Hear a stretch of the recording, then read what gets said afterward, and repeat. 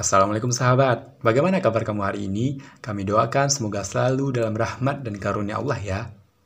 Sahabat, Dharmasraya adalah sebuah kabupaten yang berada di Sumatera Barat, Indonesia.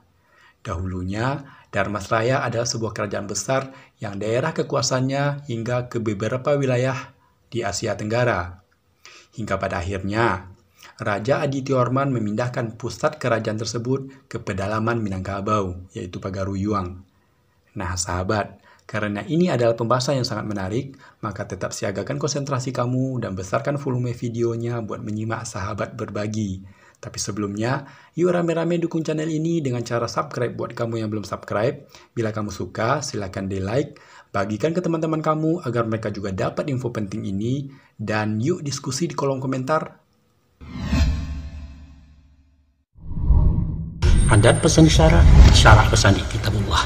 Bentuk pertama adalah surau tarikat, dan itu menjadi basis pengembangan Islam melalui tarikat. Harta warisan pusaka tinggi di Minang, tidak tahu siapa pemiliknya. Kalau kawin sesuku itu banyak anaknya bodoh-bodoh. Adapun orang Sumando itu datangnya dari suku lain. The Minangkabau in series.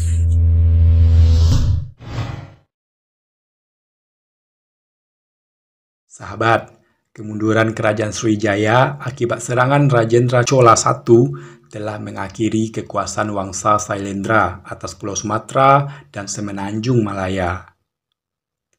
Beberapa waktu kemudian muncul sebuah dinasti baru yang mengambil alih peran Wangsa Sailendra, yaitu yang disebut dengan nama Wangsa Mauli.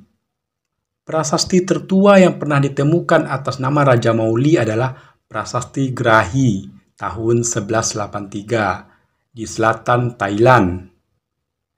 Prasasti itu berisi perintah Maharaja Srimat Trailokya Raja Mauli Busana Warmadewa kepada Bupati Grahi yang bernama Mahesa Senapati Galanai supaya membuat arca Buddha. Prasasti kedua berselang lebih dari 1 abad kemudian, yaitu Prasasti Padang Roco tahun 1286. Prasasti ini menyebut Raja Swarnabumi bernama Maharaja Srimat Tribuwana Raja Mauli Warmadewa yang mendapat kiriman hadiah arca Amogapasa dari Raja Kartanegara, Raja Singasari di Pulau Jawa. Arca tersebut kemudian diletakkan di Dharmasraya. Dharmasraya dalam Pararaton merupakan ibu kota dari negeri Bumi Melayu. Dengan demikian, Tribuwana Raja dapat pula disebut sebagai Raja Melayu.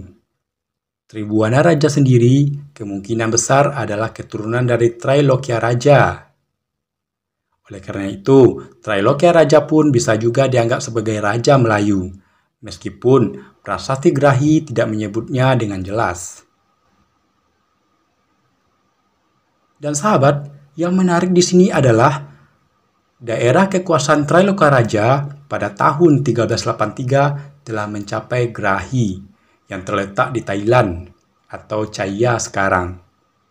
Itu artinya, setelah Sriwijaya mengalami kekalahan, Melayu bangkit kembali sebagai penguasa Selat Malaka. Namun, kapan kiranya kebangkitan tersebut dimulai tidak dapat dipastikan. Dari catatan Tiongkok disebutkan bahwa pada tahun 1082 masih ada utusan dari Chen Pi atau Jambi sebagai bawahan San Fotzi, dan di saat bersamaan muncul pula utusan dari Palinfang atau Palembang yang masih menjadi bawahan keluarga Rajendra. Istilah Srimat yang ditemukan di depan nama Trailokya Raja dan Tribuwana Raja berasal dari bahasa Tamil yang maknanya Tuan Pendeta. Dengan demikian, kebangkitan kembali kerajaan Melayu dipelopori oleh kaum pendeta. Namun sahabat, tidak diketahui dengan jelas apakah pemimpin kebangkitan tersebut adalah Srimat Trailokya Raja atau raja sebelumnya. Karena sampai saat ini belum ditemukan prasasti Wangsa Mauli yang lebih tua daripada prasasti Grahi.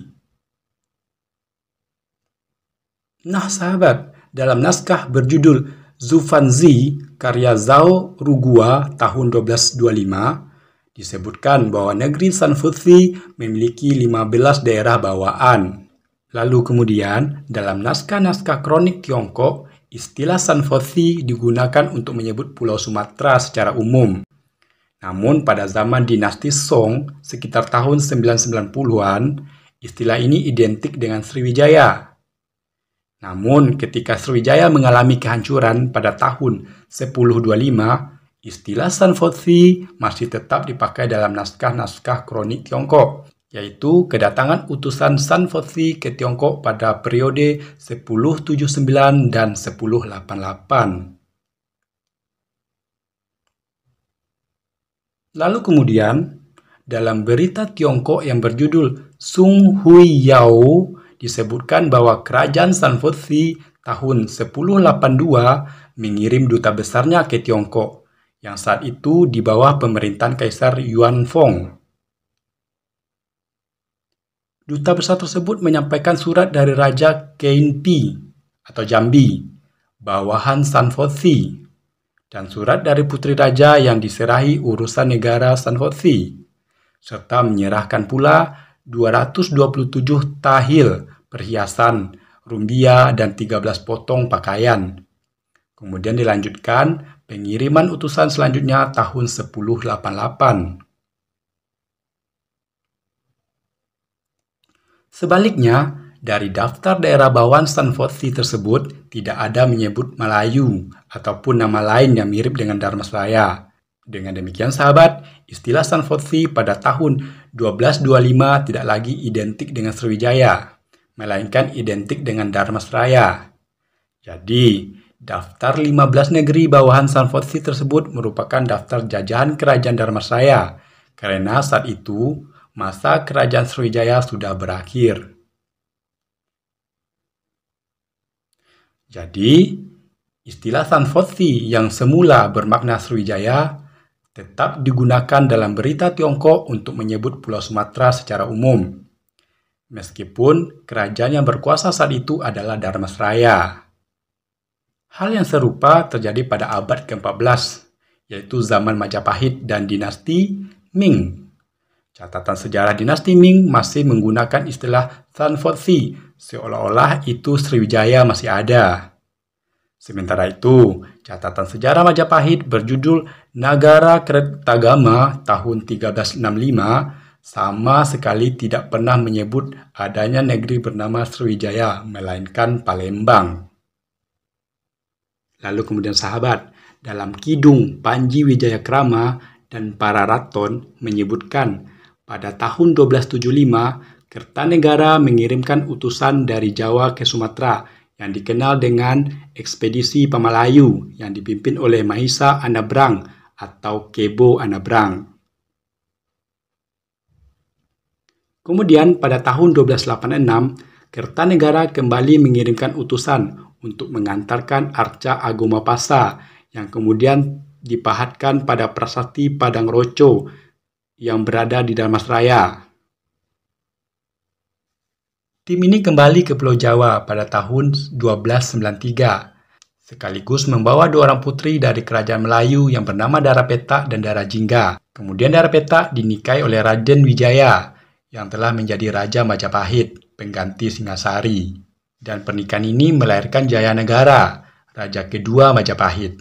Sedangkan Darajingga dinikahi oleh Sira Alaki Dewa atau orang yang bergelar dewa, dan kemudian melahirkan Tuan Janaka atau Matrot Warmadewa yang identik dengan Aditya Warman, dan kelak menjadi Tuan Surawasa atau Surwaso berdasarkan prasasti Batu Sangkar di pedalaman Minangkabau.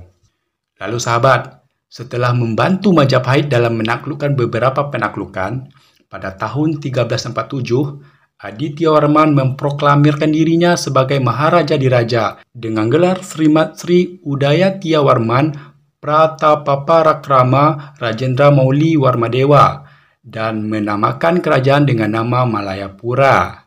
Kerajaan ini merupakan kerajaan dari kerajaan Melayu sebelumnya dan memindahkan ibu kotanya dari Dharmasraya ke pedalaman atau Pagaruyuang atau Suruaso.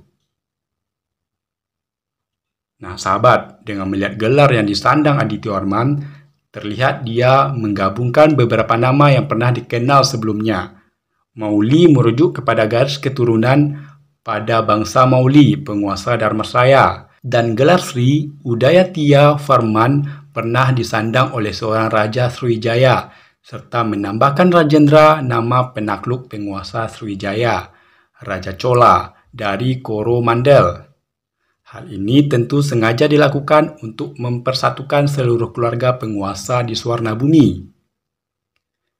Walaupun ibu kota kerajaan Melayu telah dipindahkan ke daerah pedalaman, Dharmasraya tetap dipimpin oleh seorang Maharaja Dharmasraya, tetapi statusnya berubah menjadi raja bawahan, sebagaimana disebut dalam Kitab Undang-Undang Tanjung Tanah di Kerinci, yang diperkirakan ditulis pada zaman Adityawarman.